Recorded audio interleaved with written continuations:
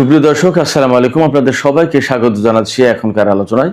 আপনাদের সঙ্গে আছি আমি সিরাজুল ইসলাম। দর্শক, রাতের ভেতরে অনেক ঘটনা ঘটে গেছে। যেমন সৌদি আরবের পঞ্চম বৃহত্তম তেল স্থাপনায় হামলা চালিয়েছে ইয়েমেনের হুথি সমর্থিত সামরিক বাহিনী। এর পাশাপাশি সৌদি আরবের আসির প্রদেশের আভা শহরের কাছে অবস্থিত আরেকটি বিমান ঘাঁটি খামিস মুশাইদ, এই খামিস মুশাইদ বিমানবন্দরে হামলা চালিয়েছে ইয়েমেনিরা। এর আগে সৌদি আরব ইয়েমেনের হুদাইদা সমুদ্র বন্দরে হামলা চালিয়েছিল।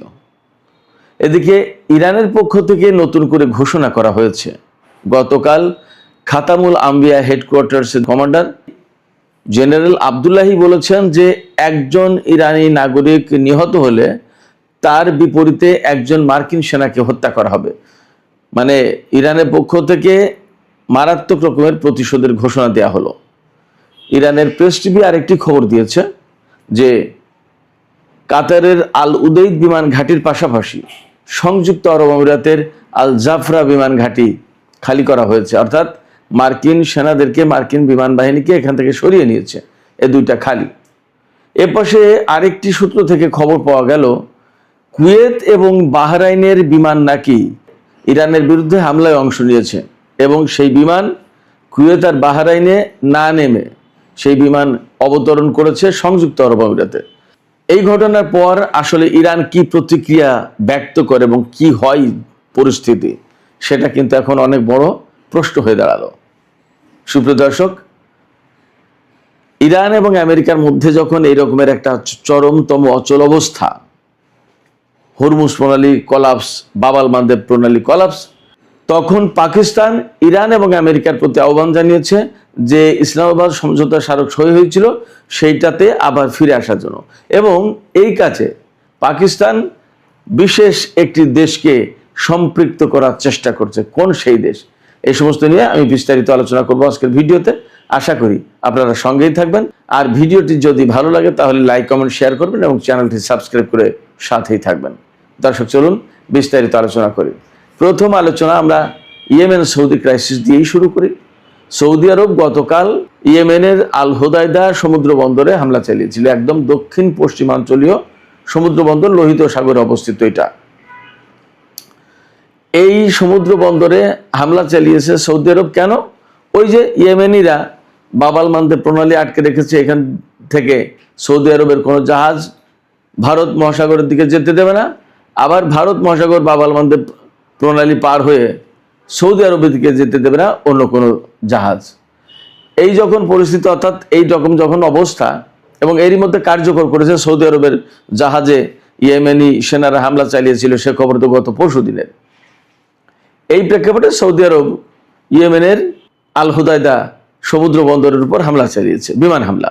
সৌদি আরব আগেই ঘোষণা করেছিল ইয়েমেন যেহেতু তাদের তেলবাহী জাহাজে হামলা চালিয়েছে, তারা তার প্রতিশোধ নেবে। এবং সৌদি জোটের পক্ষ থেকে এই বিবৃতি দেওয়া হয়েছিল। আসলে সৌদি জোট এখন কার্যকর আছে কিনা জানি না, থাকলেও থাকতে পারে, না থাকলেও না থাকতে পারে। থাকলেই বাকি আর না থাকলে বাকি, পার্থক্য তো কিছু নেই, একই কাজ। তো সৌদি আরব সেই ঘোষণা মোতাবেক গত রাতে আল হুদাইদা সমুদ্র বন্দরে হামলা চালিয়েছে। এই হামলার পর ইয়েমেন পাল্টা প্রতিশোধের ঘোষণা দিয়েছিল এবং তারা আরামকো তেল কোম্পানির জাজান যে স্থাপনা আছে সৌদি আরবের ভিতরে পঞ্চম বৃহত্তম তেল স্থাপনা এটা, সেখানে হামলা চালিয়েছে ব্যালিস্টিক ক্ষেপণাস্ত্র দিয়ে। এবং সেই হামলায় জাজান তেল স্থাপনা মোটামুটিভাবে ভয়ঙ্করভাবে ক্ষতিগ্রস্ত হয়েছে। বলা হচ্ছে, কোনো কোনো মাধ্যমে বলা হচ্ছে একদম ডিস্ট্রয়েড হয়ে গেছে, ধ্বংস হয়ে গেছে। সেখানে আগুন জ্বলছে, এই আগুন সহজে নিভানো কঠিন হবে মনে হচ্ছে। সেখানে মার্কিন পেট্রিয়ট মোতায়েন ছিল, সেই পেট্রিয়ট দিয়ে এই ক্ষেপণাস্ত্র ঠেকানো যায়নি। আর একটা সূত্র থেকে খবর পাওয়া যাচ্ছে গ্রিসের সেনারা যারা সৌদি আরবে মোতায়েন আছে, সৌদি আরবের সাথে একটা চুক্তির আওতায় তারা ক্ষেপণাস্ত্র প্রতিরক্ষা ব্যবস্থা দিয়ে দুটো ক্ষেপণাস্ত্র, হুতিদের ছোড়া সম্ভবত 5টা ক্ষেপণাস্ত্র বা 3টা, দুটো ক্ষেপণাস্ত্র তারা ধ্বংস করতে পেরেছে। আর বাকি একটা হোক আর 3টা হোক ওই স্থাপনায় হামলা ছিল। একটা ব্যালিস্টিক ক্ষেপণাস্ত্র বিস্ফোরিত হলে যথেষ্ট একটা তেল স্থাপনা ধ্বংস করে দেওয়া যেন। যেখানে একটা ম্যাচের কাঠি জ্বালালেই সমস্যা, সেখানে একটা ক্ষেপণাস্ত্র, ব্যালিস্টিক ক্ষেপণাস্ত্র পড়েছে, আর কি লাগে। এরপরে ইয়েমেনিরা কিন্তু এখানেই থেমে যায়নি।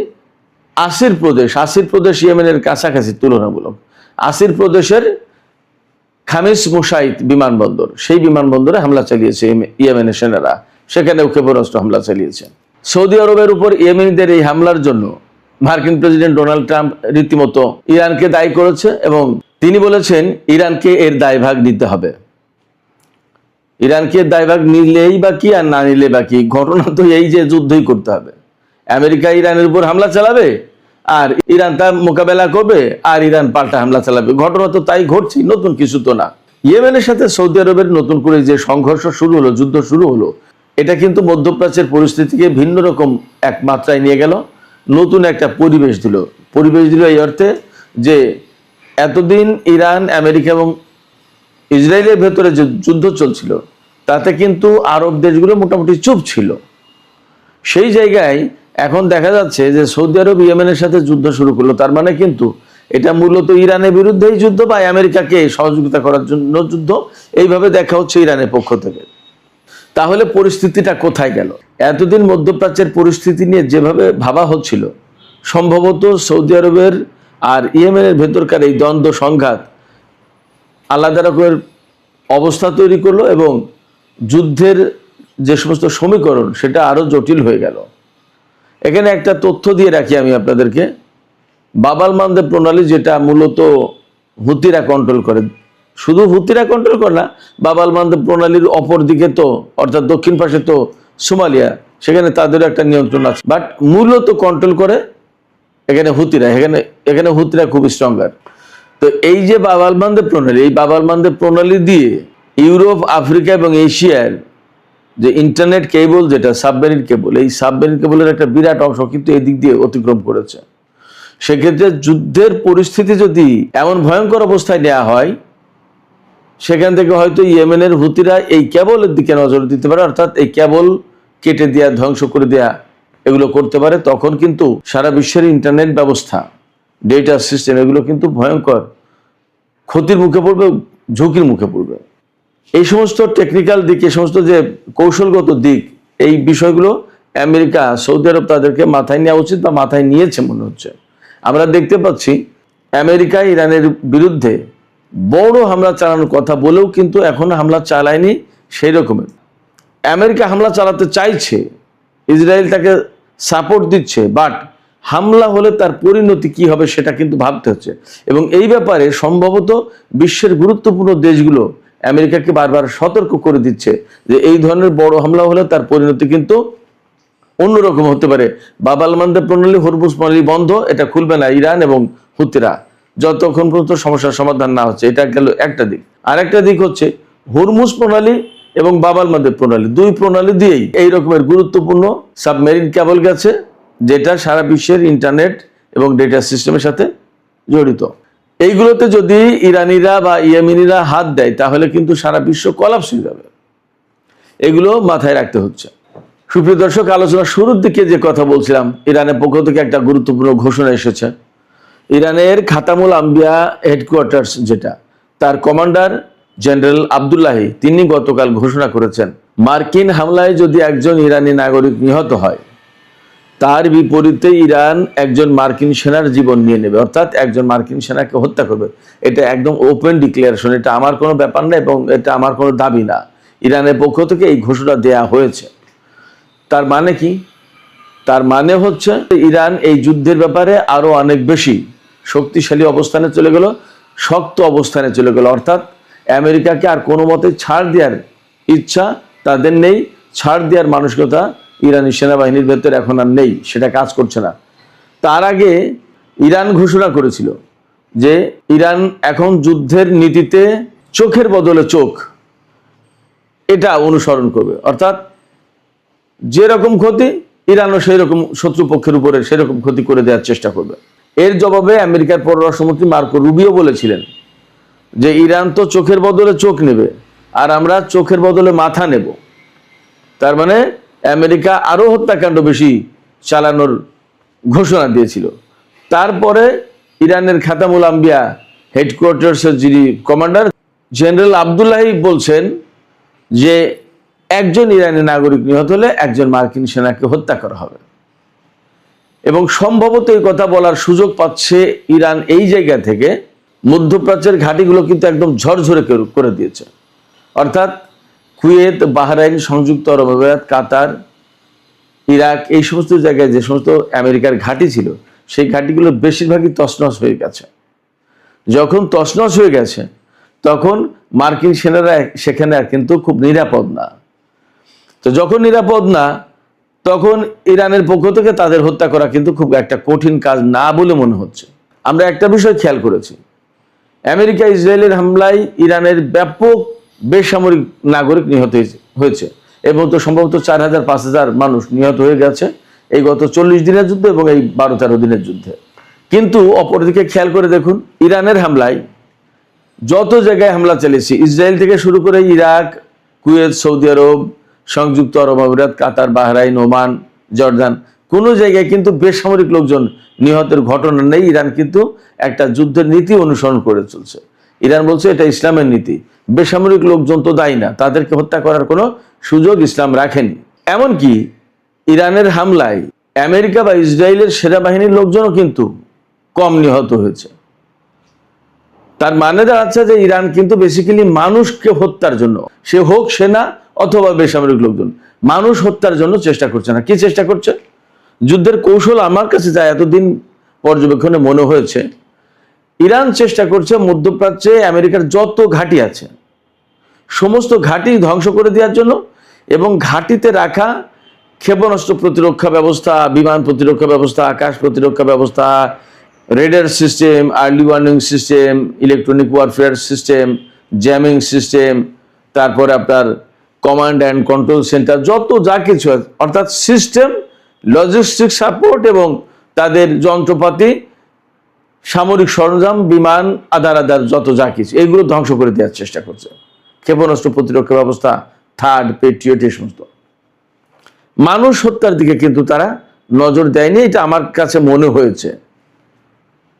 তো ইরান এই জায়গা থেকে এখন সরে আসার কথা বলছে, সম্ভবত ওই যে মার্কিন পররাষ্ট্রমন্ত্রী যে ঘোষণা দিয়েছেন যে আমরা চোখের বদলে মাথা নেব, চোখের বদলে চোখ না, চোখের বদলে মাথা নেব। তো যখন চোখের বদলে মাথা নেবে, এটা কিন্তু মারাত্মক ঘোষণা। তার মানে চোখ, ধরুন কোন একটা মানুষের একটা চোখ হারালো, তখন কিন্তু তার আর একটা চোখ থাকে, দেখতে পারে, এমনকি সে জীবিত থাকতে পারে, বেঁচে থাকে। কিন্তু মাথা নিয়ে নিলে কোনো মানুষের আর বেঁচে থাকার কোনো উপায় নেই, সে কিন্তু ডেড, মরে যাবে। তো ইরান ঘোষণা দিয়েছে চোখের বদলে চোখ, অর্থাৎ যতটুকু ক্ষতি করবে আমরা ততটুকু ক্ষতি করব। আর আমেরিকা বলছে কি যে তারা চোখের বদলে চোখ নেবে, আমরা চোখের বদলে মাথা নেব, তার মানে প্রাণহানির ঘটনা ঘটাবো। এই জায়গায় এখন ইরান বলছে যে ব্যাপারটা যদি এমন হয় যে একজন ইরানি নাগরিক নিহত হচ্ছে, তাহলে আমরা একজন আমেরিকান সেনাকে হত্যা করব। অর্থাৎ দুই পক্ষ কিন্তু একেবারে মুখোমুখি অবস্থানে দাঁড়িয়ে গেল মানুষ হতাহতের ব্যাপারে।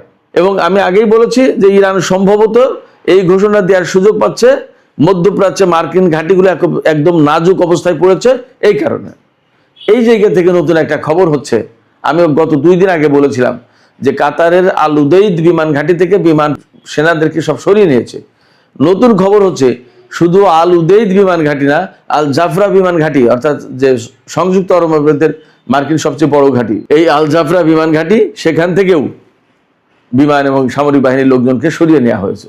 দুটো কারণ হতে পারে। একটা কারণ হচ্ছে যে এই সমস্ত জায়গায় সেনা, বিমান, এই সমস্ত রাখলে আর ইরানের উপর যদি আমেরিকা যে বৃহৎ হামলা চালানোর পরিকল্পনা করছে, মধ্যপ্রাচ্যে 100 রিফুয়েলিং ট্যাঙ্কার বিমান রেখেছে ইরানের উপর ভয়াবহ হামলা চালাবে বলে, যদি সেই হামলা চালায় তাহলে ইরানও পাল্টা হামলা চালাবে এবং এই সমস্ত বিমান ঘাঁটি একেবারে তছনছ করে দেবে, ধ্বংস করে দেবে। আমার দৃষ্টিতে এখনো ইরান নিয়ন্ত্রিত যুদ্ধ করছে, অল্প অল্প অল্প করে। কিন্তু আমেরিকা যখন একদম চূড়ান্ত যুদ্ধ শুরু করবে, ওই রকম ভয়াবহ হামলা চালাবে, তখন ইরানও কিন্তু একইভাবে হামলা চালাবে। তাহলে এখানে প্রচুর সংখ্যক বিমান এবং সেনা নিহত, হতাহত হওয়ার সম্ভাবনা, আশঙ্কা আছে। সেই জায়গা থেকে এদেরকে সরিয়ে নিচ্ছে, এটা একটা কারণ হতে পারে। আর একটা কারণ হতে পারে যে ইরানের হামলার মুখে আসলে এই ঘাঁটিগুলো আর তো আস্ত থাকছে না। সেক্ষেত্রে সমস্ত বিমান, সেনা এগুলো সব মারাত্মক নিরাপত্তাহীনতার মধ্যে পড়েছে। অতএব ধীরে ধীরে ধীরে ধীরে এদেরকে সরিয়ে নেওয়াই ভালো। এখানে আমি একটা কনক্লুশন টানতে চাই এইভাবে, যে আমেরিকা যে কারণেই সরিয়ে নিক না কেন, মধ্যপ্রাচ্যের যে পরিস্থিতি তৈরি হয়েছে তাতে কখনো মধ্যপ্রাচ্যের দেশগুলোর কাছে আমেরিকা আর এই অবস্থা তৈরি করতে পারবে না যে আমেরিকার নিরাপত্তা ব্যবস্থার উপরে ভরসা করা যায়। এবং যদি মধ্যপ্রাচ্যের এই সমস্ত ঘাঁটি আমেরিকাকে ছেড়ে চলে যেতে হয়, তাহলে এই সমস্ত ঘাঁটিতে আমেরিকা আর সহজে ফিরে আসতে পারবে কিনা সেটা নিয়ে সন্দেহ আছে। এরই মধ্যে আমি কিন্তু বলেছি, বিভিন্ন সামাজিক মাধ্যমে এই ফুটেজ ছড়িয়ে পড়েছে। বাহরাইন, সংযুক্ত আরব আমিরাত, সৌদি আরব, বিভিন্ন জায়গায় সাধারণ লোকজন বিক্ষোভ করছে আমেরিকার ঘাঁটি থাকার ব্যাপারে। তো সামগ্রিক প্রেক্ষাপটে যুদ্ধের চূড়ান্ত একটা অবস্থায় মনে হয় পৌঁছে গেছে। প্রস্তুতি দুই পক্ষেরই আছে। এবং এর প্রেক্ষাপটে আমি আর একটা ভিডিও দেখলাম যেখানে বলা হচ্ছে মাটির নিচেই, ইরানের মাটি তো আসলে এরকম আমাদের মতো নরম মাটি না, সব পাথুরে মাটি, পাহাড়, তো পুরো দেশটাই পাহাড়ের উপরে। খুব কমই সাধারণ মাটি, চাষবাসের মাটি আছে, খুব কম। তো সেই মাটির নিচেই 600 মিটার গভীরে, 600 ফুট না, 600 মিটার গভীরে ইরানের গোপন বিমান ঘাঁটি আছে, যেখানে বিমান রাখা আছে ইরানের সমস্ত যুদ্ধ বিমান। সেই যুদ্ধ বিমানগুলো এখন প্রস্তুত অবস্থায় দেখা যাচ্ছে, সেখানে প্র্যাকটিস চলছে। যে কোনো সময় ইরান হামলায় ব্যবহার করবে এই সমস্ত বিমান। দুটো ভিডিও দেখলাম আমি। একটা ভিডিও হচ্ছে এই গোপন ঘাঁটিতে বিমানের প্র্যাকটিস, বিমান আসছে যাচ্ছে এরকম। আর একটা ভিডিও ফুটেজ দেখলাম যে ইরানের ফ্যান্টম বিমান দিয়ে পারস্য উপসাগর এলাকায় টহল দেওয়া হচ্ছে। তার মানে কি, পারস্য উপসাগরীয় এলাকায় যদি ইরানের বিমান টহল দেয়, তাহলে তো তার বিরুদ্ধে আমেরিকার ক্ষেপণাস্ত্র ছুড়ে ব্যবস্থা নেওয়ার কথা, কিন্তু তা হচ্ছে না। তাহলে কি আমেরিকার সামরিক বাহিনী এখানে আসলে অনেক বেশি দুর্বল অবস্থায় পৌঁছে দিচ্ছে কি?